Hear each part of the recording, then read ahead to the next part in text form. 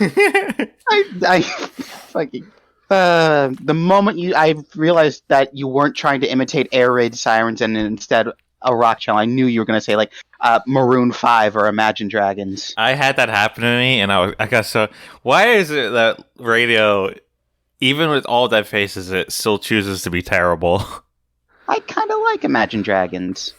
I know, but like they hype themselves up to be like the paragons of talent and like good taste, and they do that.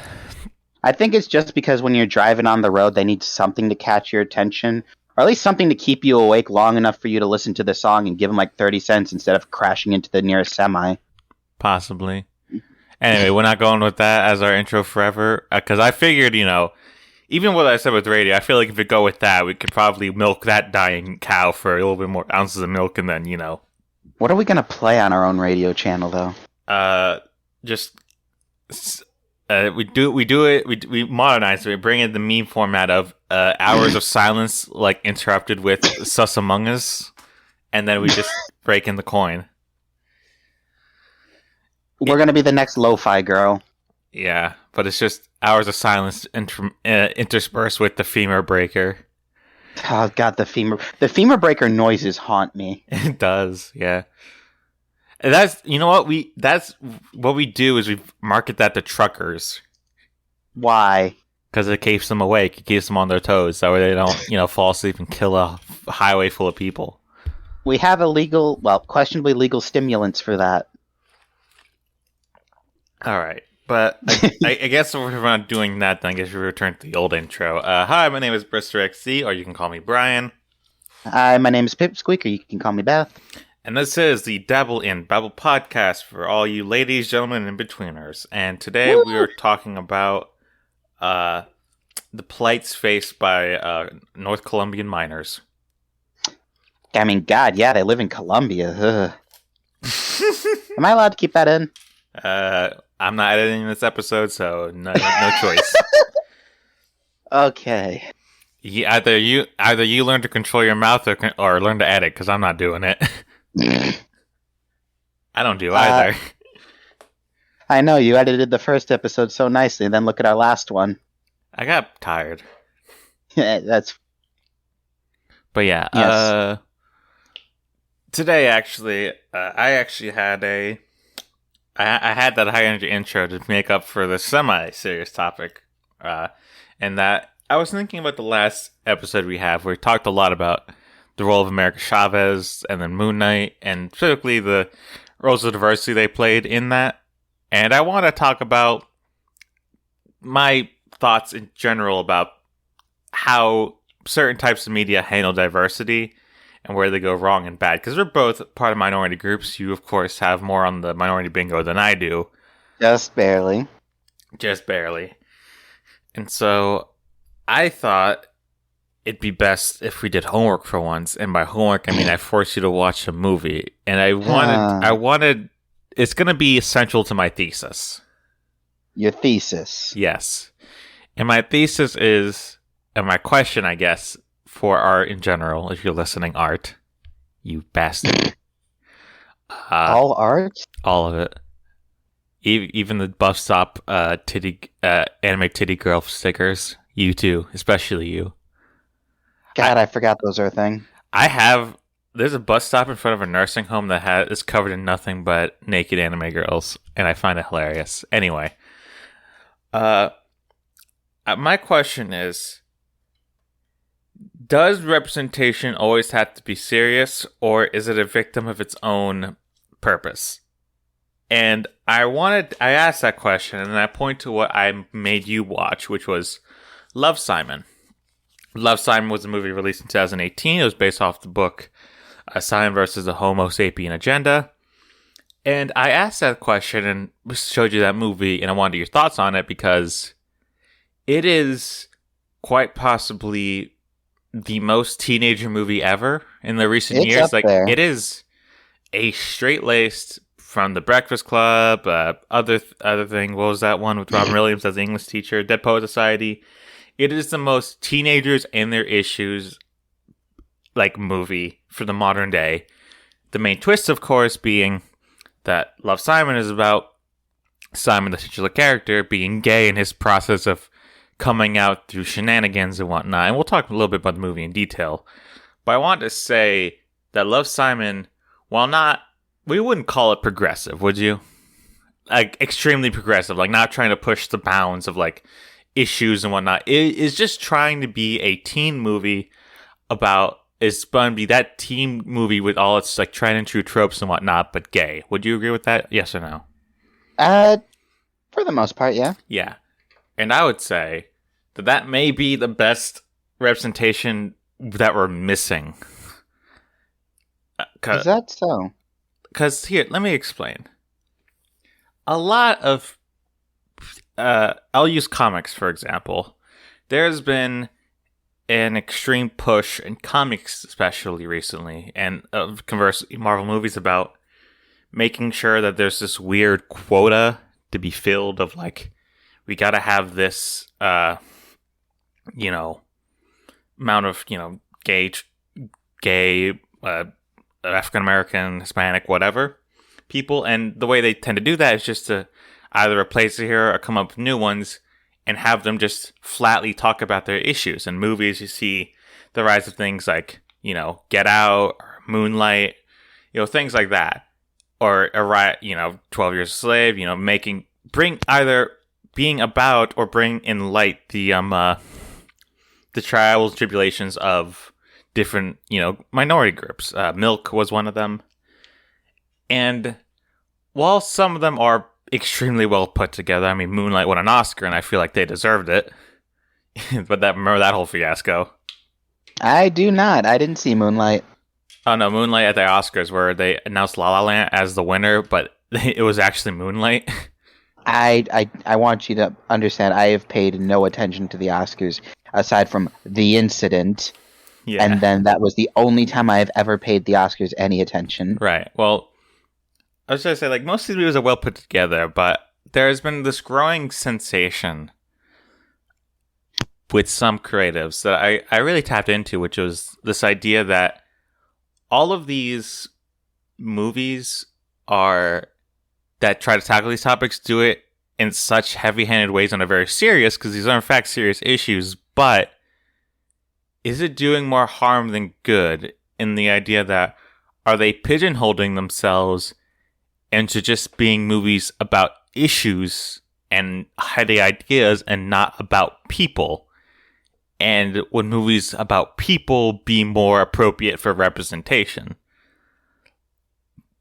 And that's why I bring up Love, Simon. Because while Love, Simon doesn't like cover some heavy topics like, forceful, and by the way, we're going to be spoiling Love, Simon, so if you care. It's been 5 years since it came. It's been 4 years since it came out. Yeah, so be mindful of that, but go watch it. It's a pretty good movie, I would say. It was alright. Yeah.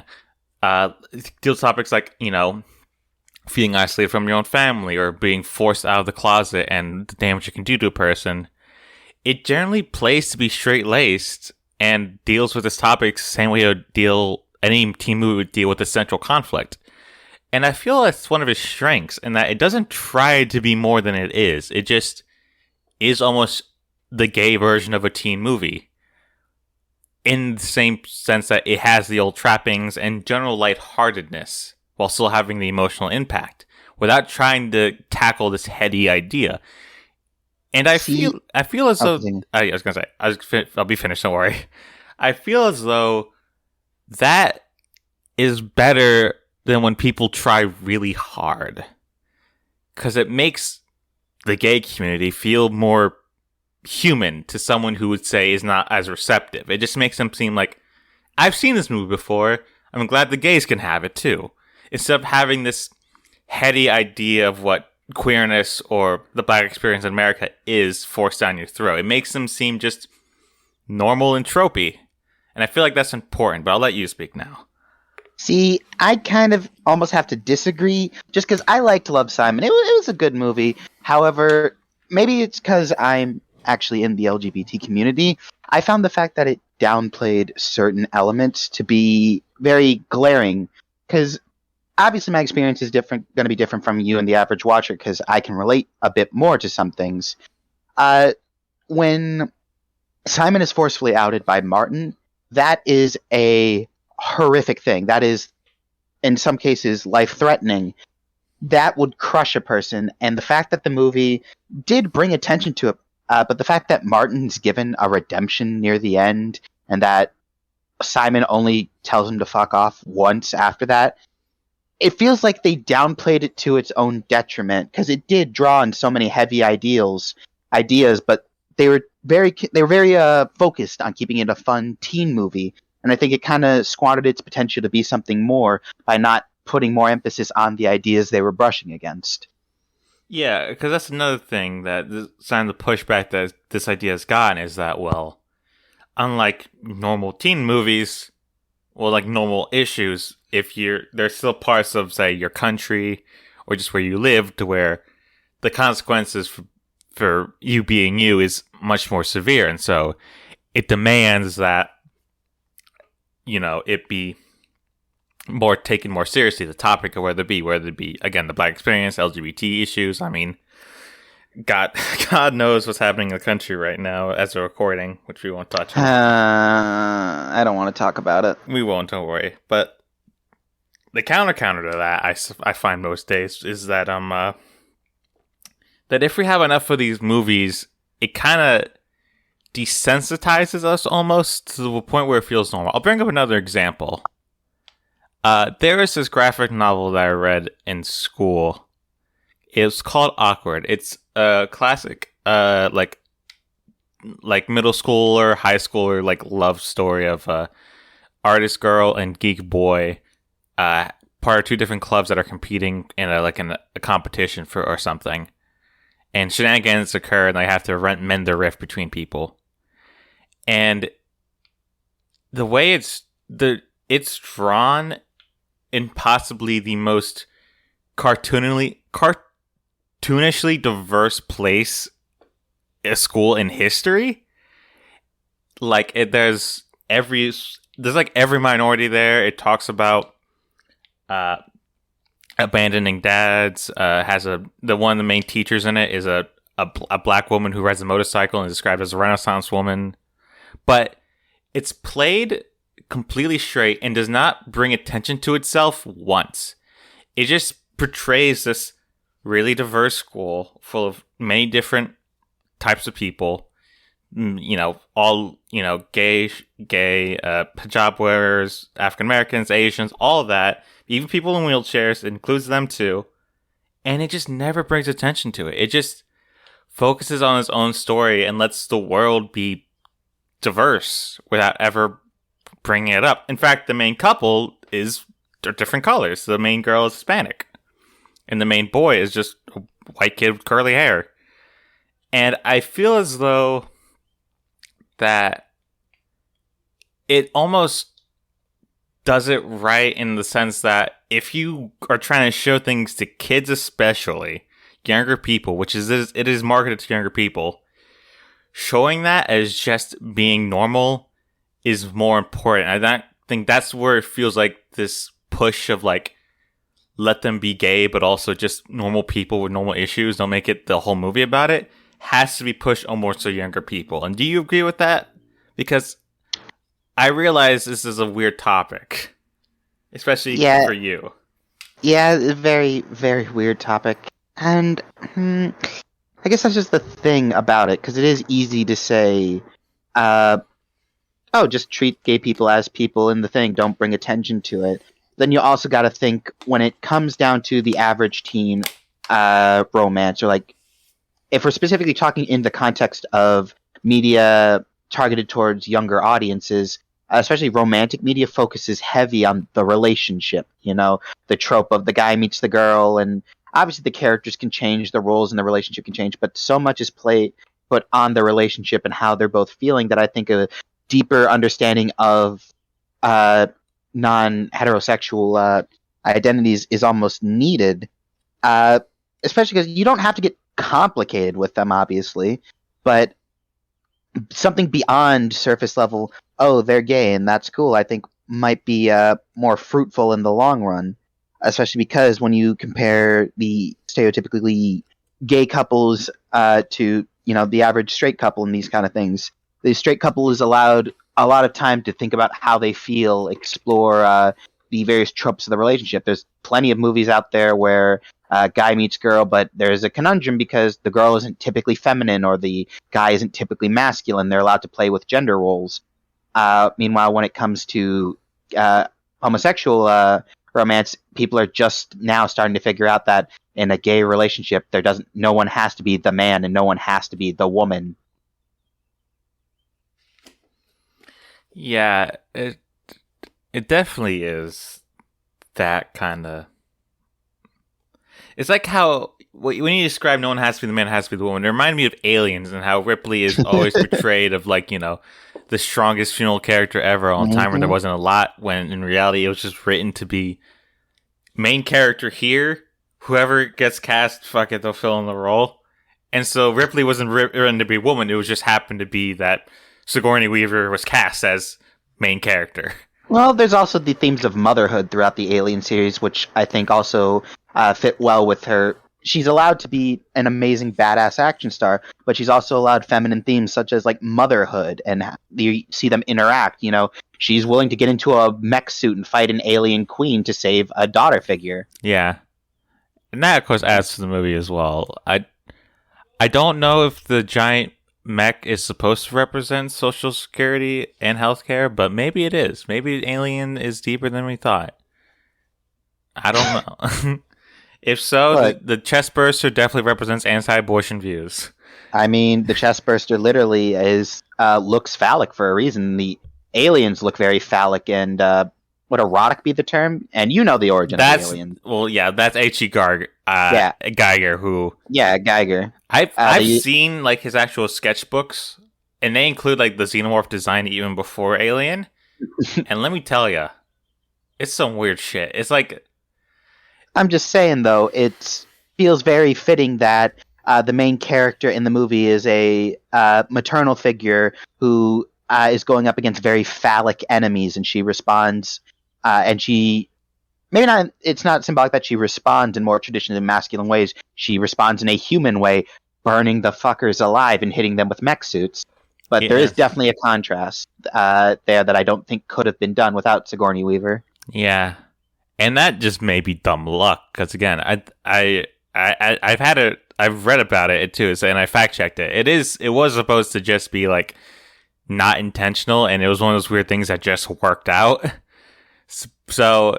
Sometimes that helps. Yeah, because that's honestly the nature of art. Like sometimes things just kind of occur, and that makes it work, and that's what is beautiful about art in a way. To where sometimes the author, like especially with larger books, the amount of times an author has said like, or an author has published a book, and the audience is like, "Wow, this theme runs through it completely consistently in these." Actions that happen speak so truly to this one topic, and the author's like, yeah, that was a real thinker figuring that one out. I had a real do some real good study, and they didn't fucking intend shit. There's like, I didn't even put the anti-racism messaging in there, or like the commentary on housing. I just wanted to write a book about a detective that finds who fucking stole Manhattan Pie, but I guess I'm being read in schools now. Okay, I look forward to that. Hey, one of my favorite books out there is still The Outsiders, which is something the author made, I believe, in high school because it's something a young girl made in high school during like the 50s, and now people are looking at this with a scholastic lens, like, yes, the origins of YA and class, great story on class struggle and whatnot. And the girl's just like, I want to see some hunky boys in leather pants. Do they wear leather pants? No, they just wear denim. Yeah, they wear jeans. I'm trying to figure out what the warrior cats represent, because a lot of people in my fucking age group read that shit, and I'm trying to figure out what the fuck that was about. I never read Warrior Cats. I never either, but people kept reading it and trying to recommend it to me in high school, because I was one of the only boys that read. Apparently, in like my school in my school system, and so I kept seeing it, and I was just like, I don't fucking care. I actually read the first Twilight book because so many people were reading it. I didn't read all of it. I got halfway through and I thought, this is fucking stupid. I didn't get past the first page of Harry Potter. I was a Percy Jackson kid. Never read Harry Potter either, or Percy Jackson. Percy Jackson slapped. I skipped both of those fandoms entirely. I don't know if I was ever active in the Percy Jackson fandom. Although this does segue nicely. Percy Jackson is a great example of diversity in media. To talk about that, Percy Jackson, unintentional segue. Percy Jackson, the main thing of Percy Jackson, everybody's a demigod. Yeah. One of their parents was a god. And the first thing they establish is all the demigods have ADHD or other behavioral or learning disabilities. And that kind of is part of the fact that they're half god and their brains work differently. Over the course of the series, though, well, gods are pretty diverse individuals, and so it makes sense that their children would be. The main character, Percy, is he's half Greek, obviously. What was it? Another character, Hazel, who gets introduced way later into the series. She lives in Alaska, but she's black, and she's the daughter of Hades. One of my favorite characters, Frank, is a half Chinese, half Canadian son of Ares. One thing I always remember, though, is early on in the series, they introduce a character. I believe his name's Nico. I could be wrong. I think his name is Nico D'Angelo. He's a son of Hades, and he's kind of a minor character, right? He appears here and there to give exposition and do something spooky. And his motives get more and more mysterious as the series goes on. He's younger than the main character by a few years, though, and so he's seen as a threat, but he's seen as dangerous, but not like a big bad threat. But at the final book of the Heroes of Olympus series, Nico casually reveals he's gay and that he had a crush on the main character for years, and though that didn't go anywhere, I thought it was a great idea of what representation could be. Yeah, because I bring all this up and put that. I don't think Love Simon is like the greatest piece of representation out there. I feel like it has issues as well that you touched on. But when I compare it to when other companies try really hard to be diverse, like say Marvel Comics, that like we talked about before, the America Chavez comic that had America Chavez basically be a walking stereotype, pretend to be progressive because it's a woman now. It had an obnoxious gay black side character that spoke in nothing but, millennial one-liners. And it was like, fuck fascism. When I see shit like that, I just think like, I almost wish you didn't speak about it at all. Like, it's like one of those, this old saying, no publicity is bad publicity.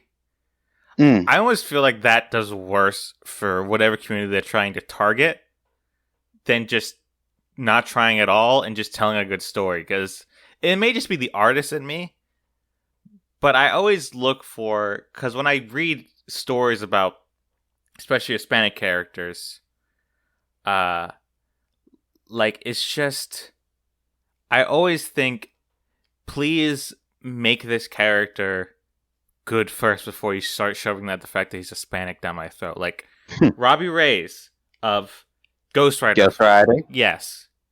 I love Ghost Rider so much, Robbie Reyes Ghost Rider.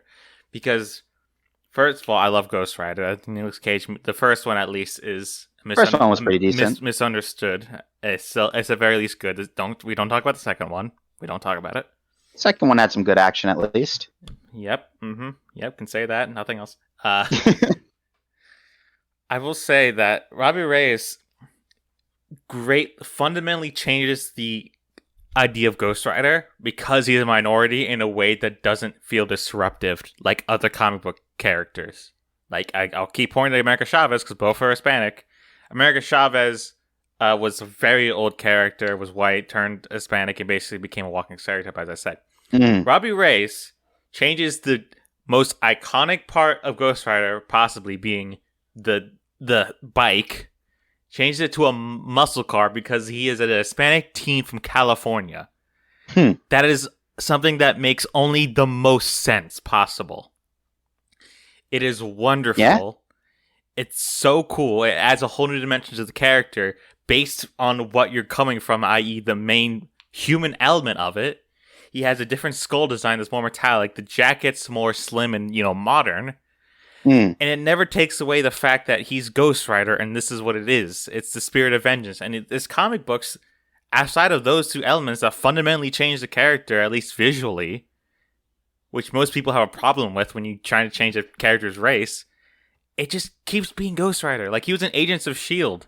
Yeah, I always forget he's actually in the MCU.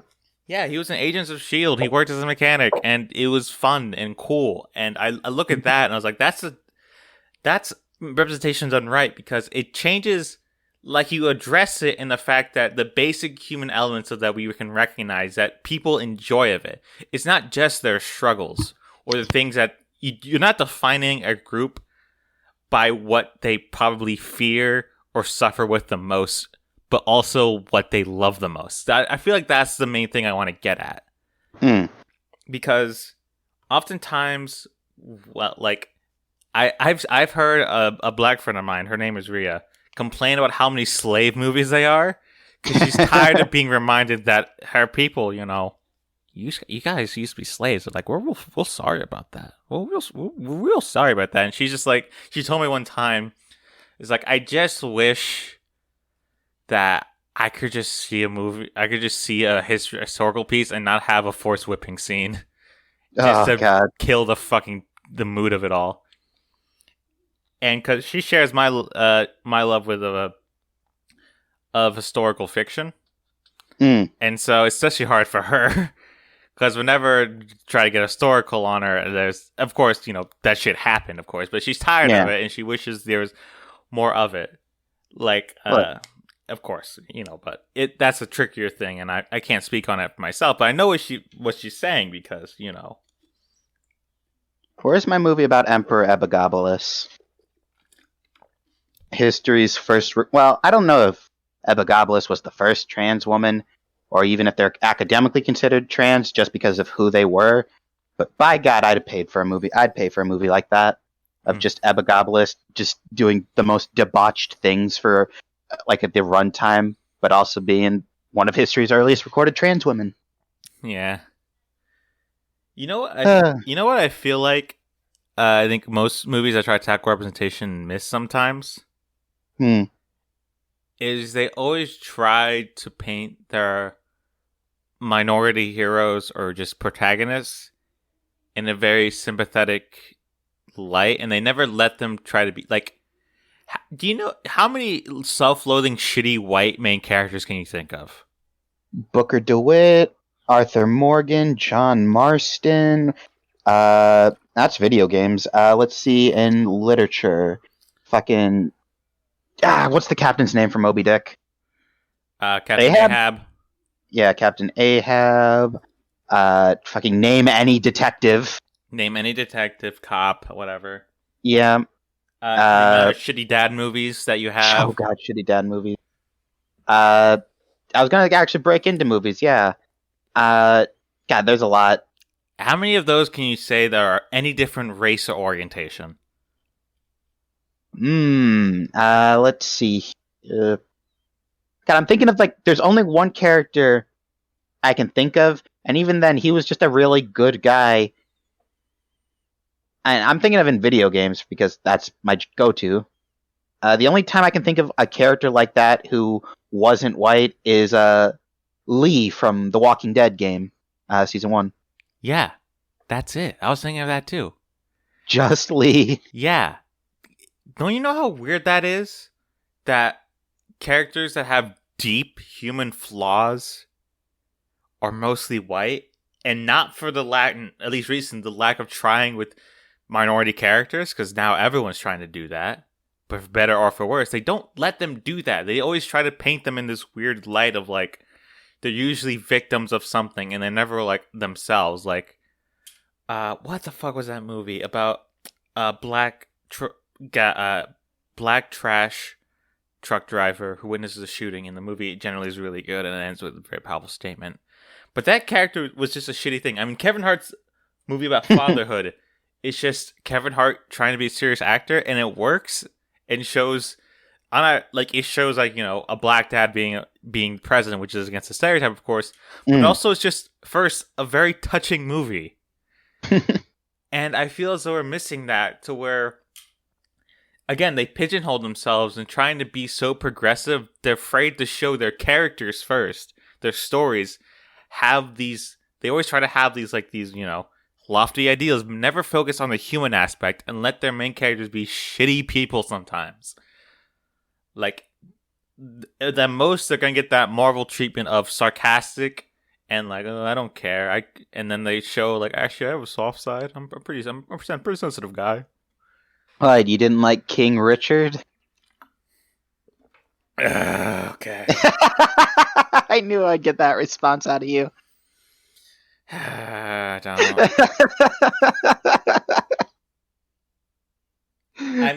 I mean, the one of the best ones I would say is, and the most subversive slave movie ever would be Django Unchained. I haven't seen it. You haven't? No, I haven't. I've always meant to see Django Unchained, but I haven't seen it. Well, the main character there, it's a Quentin Tarantino film. Tarantino movie that has scenes of the Klansmen and violence and gore, mm-hmm. and like slurs out the wazoo. But like the actual character Django starts off as a slave, is still a slave, doesn't know what certain words mean or certain concepts, is unsure, and you see him turn into a badass hero. Like there's a arc there, and I feel like most minority characters, when they especially have a story that tackles those ideas, fail to see that. All right. Let's see. I mean, I think a great example of like a normal, like, remember the Equalizer, the two movies of Equalizer, starring I forgot his name. I want to say Denzel Washington, even though I know that's not the right answer. That is Denzel Washington. I was right? Yeah. Shit. Yeah. Have you seen those movies? Fuck no. Well, they're great. The first one is basically classic story. Old guy who works for government secret services. He witnesses he makes friends with a Russian prostitute in a diner. She gets abused, and they basically hostage, and basically he goes to war with the Russian mob. And then the second one, you see him like actively doing shit, and there's basically a side story that intercedes with the main one where he's helping a younger black teen with gang shit. But like it works there because it's clearly something that has someone Denzel Washington is tackled in the right way. But in the first movie, he was just a person who did badass things and let them be that tropey thing. So when they delve into those realer issues for the second movie, it feels real. And that's not even the main central point of the second movie. It's the other spy thriller shit. So it feels like they focus on like the character aspect first again, and then try to deal with. I'm not saying you have to like ignore it in your first outing of whatever. I just feel as though it's always story first, and then deal with it. And this is the part where I'm going to ask you something. Okay. What would be you were slightly mentioned before. What would be probably your best story you'd want to see of say a trans person?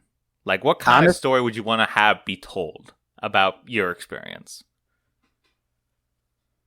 I guess honestly, it might sound cheesy, but maybe just what it's like for a transgender person to try and find love. Obviously, I'm in a situation where I've got partners. I'm poly. I've met people who I love, but the average transgender man, woman, anyone in between, it's going to be different for them, especially because circumstances are going to be different. Trying to meet someone out in the real world, always dancing around the fact that even someone who is post-op transition, they completely present as the gender. HRT's finished, or HRT, I don't know if you can ever be finished with HRT, but basically you pass completely and utterly physically, but always living with the fact that you're dating your partner. Do you tell them right away that you've transitioned? Do you tell them after you started dating? Just the fear of, I used to be a different gender, that kind of fear, the awkwardness of getting to know someone, mixed with that. I think a love story of someone who is post-op, post-transition, trying to find love, I think would be a really good story. I think a great example of that would be, I don't know if you've seen the movie Dabble. Post-transition, trying to find love, I think would be a really good story. I think a love story of someone who is post-op, post-transition, trying to find love, I think would be a really good story. And I hear that, and I immediately think of the classic story of 20-year-old out of college, almost a Hallmark thing where the hat they had. I would love to see a trans Hallmark movie. First of all, I feel like that's what we're Oh, talking about here, like the classic story of yeah, 20-year-old goes back to the hometown, finds rugged boy, I guess girl in the scenario, working like a fishing shop. They oh just god, they a just sell fucking fishing fishing equipment shop. and they fall in love because he or gets he I don't know fucking whatever. Hallmark movies usually he shows her like you gotta let go, you gotta sometimes I guess drink on the roof or something, be And then hardcore. at some point they say, "I don't do Christmas." It's not even Christmas. It takes place during Easter. I have no time for Easter. Yeah. Would you like to see that, like a Hallmark tropey ass shit movie, but just for the trans experience? I'd be look, if Hallmark made a movie like that, I would absolutely pay to see it. I would too. And then I can sit down with you and I'll be the one in control of the movie. Because for everybody watching, when we watched Love, Simon, my co-host here paused every fucking 5 seconds I did not. for anything. This There's a is Princess Bubblegum Funko Pop in one scene. Paused the video. Look at the Funko Pop. The Funko Pop got moved in a different scene. They moved the Funko Pop. this is heresy. Brister wants to look at the posters on the wall, so he'll pause like 4 times within the same 10 seconds to look at different posters. He paused so often during that movie. It was funny. Yes, I'll be in charge of the remote during the Trans Hallmark movie. If the trans Hallmark movie will have nothing interesting visually, so it doesn't matter. That didn't stop you before. The Funko Pop was interesting. It wasn't. It's a Funko Pop. It could have been symbolic. You didn't know. It wasn't symbolic. Well, we had to check. We didn't. I fucking hate you. This is why I don't watch movies. I have like several Funko Pops on my shelf right now, and they don't represent anything. I hate Funko Pops. I used to collect them. I don't anymore, but I used to. I knew a guy in school. His name was Logan. He collected he had an app on his phone that told him what Funko Pops he didn't have. I like Funko Pops. They're fun. I fucking hate them. They look weird. They look like beetles. They're dead eyes. I think when I go to sleep and I look at this shelf I would have to hold them up, their eyes would glow in the dark, and I would see them moving across my ceiling. And I'm sleep paralysis, but in actuality, they drug me where I'm in a catatonic state, and they just open my mouth and enter my gullet. And when I wake up, I'm not me anymore. The Funko Pops are controlling me, puppets on a string, using my nerves like a fucking horse rein, and it's moving about, saying, "Hello, mother. Where is the nearest government building?" It's like, son, I don't know where. And then I'm still a lot where, so I see through in the back of my head the Funko Pops using my body to strangle to death my mother, and then go over to commit terrorism. Yo, did you just regale me the plot of the new FNAF book? I'm not joking. That's the plot of one of the Five Nights at Freddy's books. I think it is. Fucking Matt Pat did a video on it. Oh god. Yeah, You not have to think about the fact that we and Matt Pat are now co-workers. Oh no. We share a platform with Are there them. FNAF books an allegory for the trans experience? Because that should be our video. No, the next video is going to be the Dark Souls video. Yeah. Wait, shit, you agreed to that? You heard it here, folks. Briss just promised it. Next episode's going to be the Dark Souls lore deep dive. Yeah, sure, why not? Woo! Back to diversity, though. Yeah, the Five Nights at Freddy's, Chica's definitely trans. There's no way she has that glow up from first to second game, and Chica got hot in the second game. She's on that fucking estrogen. I want you to know, Chica isn't the trans character in the series Foxy is. What? So, in FNAF 1, Foxy is Foxy the pirate. However, in FNAF 2, they introduced the Mangle, which is Foxy, but completely different color palette. Oh, right. She's like pink. Hold on, it gets better. And then in FNAF 5, Sister Location, they introduced Funtime Foxy, which is another more feminine Foxy. So we're going to put 3 Foxies. One of them is very masculine. the other two are far more feminine, so it just seems like And in Fox and just went through the HRT. stopgap is a mangled mess of what could say two identities fighting. Oh I my mean, that's god, what I Fox am is right a now. trans character. That's what I am right now. Are you You're kidding me? you're mangled. I'm, You're in the FNAF universe. Oh my god, is this good does or that bad representation? I don't know. does that mean when you go back to FNAF voice acting, I can be the Mangle? Sure. You just scream in the void and That's the thing. Mangle actually can Mangle talk? I have to check the. I have to go back and watch the documentary to see if Mangle can talk. the documentary. Do not Have give you Matt. Do not give Pat Matt that fucking credit. No, have you watched Sagan Hawks at all? No. One, I think you'd actually like Sagan Hawks. Two, Is he the guy with the purple icon and the Wendigo head? no, that's Wendigoon. Okay. Wait, Wendigo head. Or either Wendigoon or Corpse. I don't know. He did a very long documentary about all of the FNAF games. One of which is the game where Mangle speaks, and I think he used a Mangle voice line in that game. I don't remember. Yeah, you Anyway. wouldn't remember. You didn't watch Sagan Hawks. No, I don't remember through the FNAF games because I did watch the early MatPat videos on them. I watched all the MatPat videos on them. I still watch them. Does that mean that Mangled is, or I guess Foxy, good or bad representation? Mangle's better representation than Funtime Foxy. Yeah, and we know for a fact that Scott Coffin didn't intend that shit. Oh, we know where Scott Coffin sent his money. We're still mad. I don't care what his fanboys say. Some of us are still mad about that. Would you refer to that whether he sent money to Mike Pence or Colombian death squads? Colombian Death Squads, at least that's a regime I can get behind. See, now we can't cut out the past Now, part. yeah, I was going to say, now we can't cut this out because I said that. It will sound worse. You've rubbed off on me in the worst way. Now I say awful, edgy things. Just part of the trans experience. We should start, like, if we ever go into music together, that should be the name of our first album. Terribly edgy things are part of the trans experience. Another hole in the wall, another part of the trans experience. We don't need no medication. God, I've never actually seen Another Hole in the Wall. I only saw the Nostalgia Critic review. So I only know the Nostalgia Critic parodies of those songs. Yeah, it's not a good place to start. Like, even watching the thing, though, I'm like, man, Nostalgia Critic missed the point of this entirely from what he was talking about.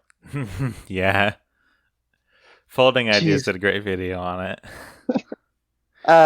We basically called Chris Crab. He just said he cannot create art. He's a deeply unimaginative and uncurious person. I was just like, damn. Oh, Nostalgia Critic. That's bad representation. Everybody who worked for Channel Awesome turned out crazy. Yeah. Well, I like Angry Joe and I like Todd in the Shadow. Yeah. I forgot Todd in the Shadow did. Everybody forgets Todd in the Shadow is part of Channel Awesome. He's still part of Channel Awesome. Poor bastard. Yeah.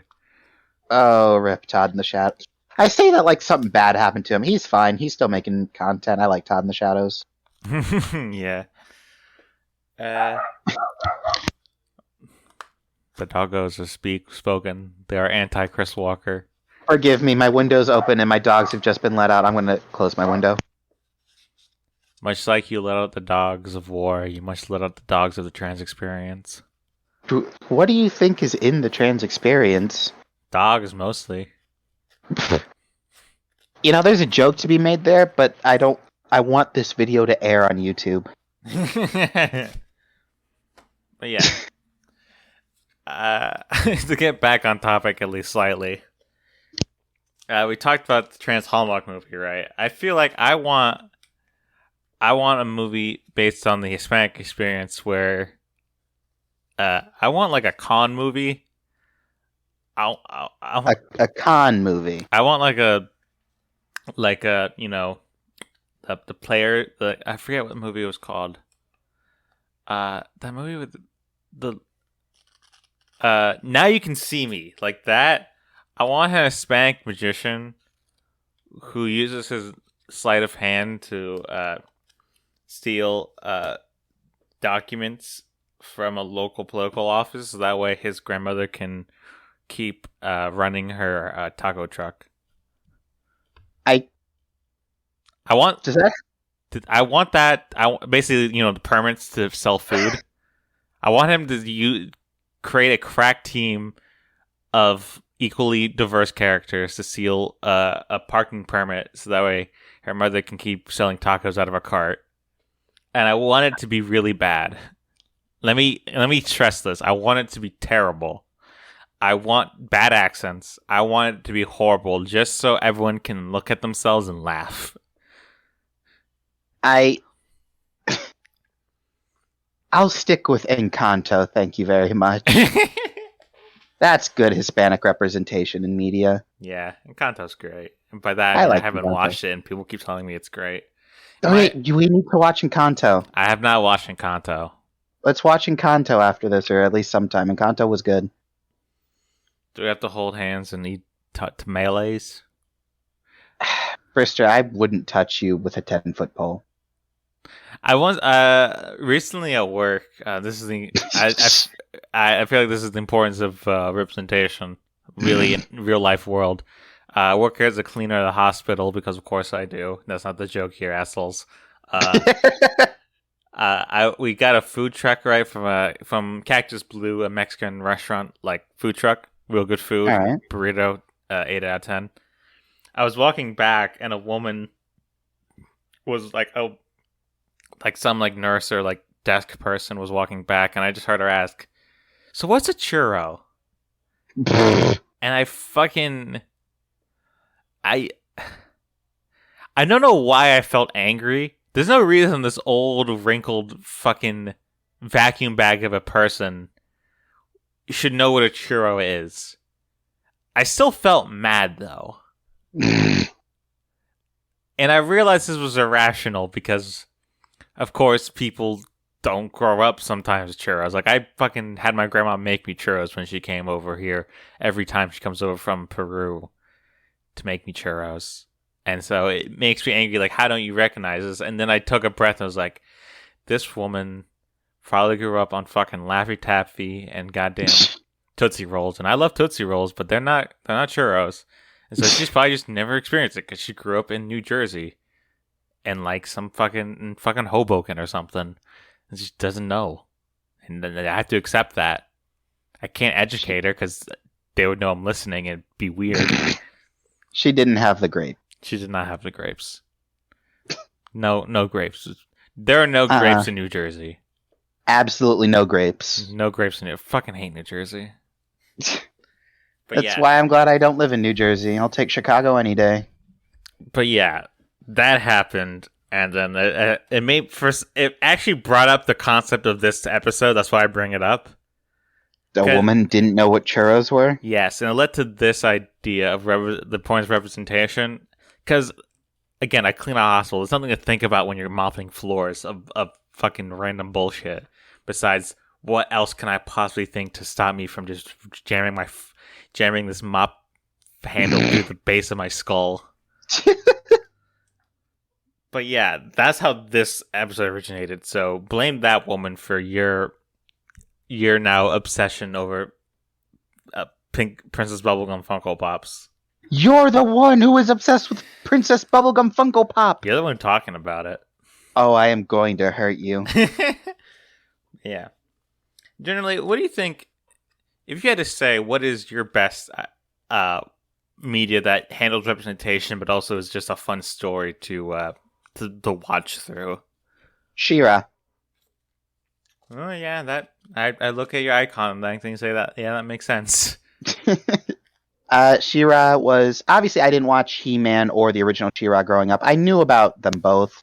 I had heard She-Ra was very good for LGBT representation. The character of Catra particularly intrigued me, and I sit down and watch the show, and it's this really beautiful story of two friends who were abused for all of their lives, growing apart by war, and then coming back together at the very end. And, obviously the main couple in the show is gay. Adora and Catra, spoiler alert, are a gay couple, and they get together in the final episode. but there's several other couples. There's what was it? Natasha and Spinnerella are a gay couple. Scorpia very clearly has a crush on Catcher for the entire show. Entrapta and Hordak, they don't really have a romantic tension. More like slut rack. In fact, it's a popular headcanon that Entrapped is asexual. But it really, and one thing that I found important was very important to the representation is there is a straight couple in the show, and they're just as important as the gay couple. And I got excited because I remember there's an episode in I think season 2. It's about one of the main characters. His name is Bo. He has to go to his dad, and he's hiding the fact that he's an adventurer. And the entire episode is an allegory for gay people coming out to their parents. The twist is Bo's dads are gay, and so they are able to kind of subvert the expectations where Bo's has 2 fathers, and instead of coming out as a various type of sexuality or gender identity, he has to admit that he's an adventurer. He fights, and there's a really beautiful scene where they, similar to Love, Simon, when Simon came out to his mom and his dad, the first things they said are, "We still love you," or things like, "Oh, I'm so sorry you thought you had to hide it from us." That's the things that Bo's dads say to him. Yeah, and I want to touch on that too, because the scene afterwards where Simon finally talks to his mother after the fact, because there's a awkward period in between in the movie. She says, "I didn't know what it was, but I knew you were holding a secret. I felt like you were constantly holding something in." And I feel like that's something that is so universally applicable. It just happens to be best put through the gay lens that I feel most media misses out on. Like, those common human elements. And that you hiding something from your parents, like, being gay is certainly the first thing we think about. But when you have it put like that in plain language, you realize, oh shit, I kept things from my parents. Like, I wanted to go to a different college. I wanted to do a different degree. I didn't want to go to college. Or say, I want to go to go to the army. Or I want to work in this section of the government. Like, that, when you put it there, you suddenly feel a sense of realization and relatability to a character like that. And I feel like when you, like, again, back to She-Ra is a great example of that. Love, Simon and She-Ra both have an example of that, where this stereotypically gay thing gets flipped in a way to where it becomes a universal experience. And I feel like that's the strength when you have what I like to call common representation, like we talked about this entire episode. Oh yeah. That's a really eloquent and beautiful way to end that. I'm proud of you. Pee pee poo poo. And there it is. Yeah, sorry, I had to balance out, or else it's the OCD. If I ever do something moral, I have to do something immoral immediately after. Or the voices in my head tell me to ship bees to the White House again. Oh God, we're coming up on the end of the episode here in a few minutes. What do you think is a good way to closing thoughts? What should we be thinking about or talking about as we wind down for this episode? I think we should talk about, if anyone ever finds this episode and wants to create, I want to leave the message as a person who writes a lot. In Pip, you wouldn't call yourself a writer, but you definitely do create still for our D&D games and whatnot.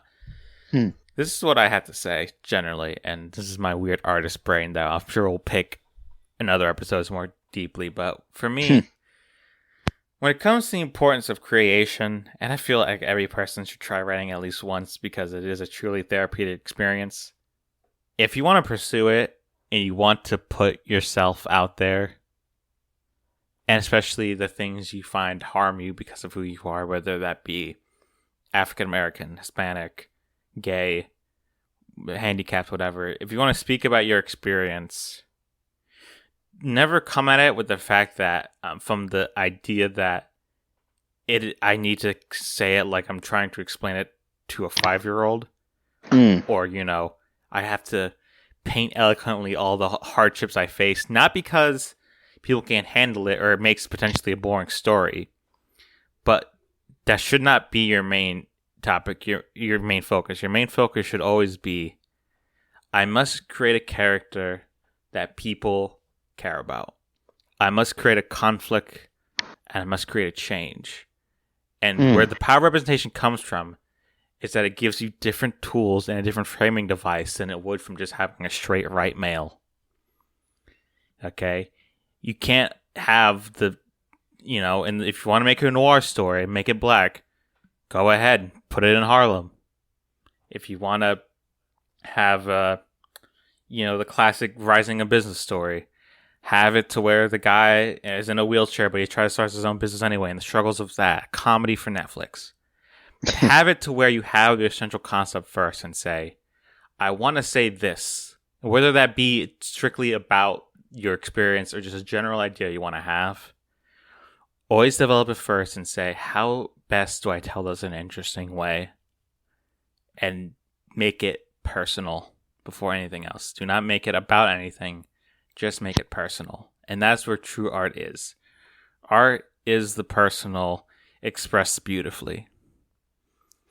What he said. I can't stress this enough to anyone. It's like, and never be afraid to make art about what you have, even if you think it'll be bad, especially if you don't think it's too progressive, not progressive enough, or like you feel forced to introduce elements like, I need to have a gay best friend or else people are not going to take me seriously. I don't want people to not think I'm a progressive. Like, make what you want first, and don't look outside media for what I call judgment. Look for inspiration, not judgment. Not 10 pulls you need to reach, not checklists. Some of the greatest art ever created have not seen human eyes, besides one person, and that's the creator. Best pieces of literature, artistic rendition, music, the greatest there is, has never been shown in a museum or won a Pulitzer Prize or anything. So create for the sake of creating. And if you want to say something with your art, great. Just remember that it's for the human experience first before anything else. Not the political, not the social, the human. With that, I think that's a great place to end this episode of the Dabble and Babble podcast. I've been Pipsqueak, and I'm in Brister XD. We'll sign out. We'll see you folks next week. Yep. Peace. Peace.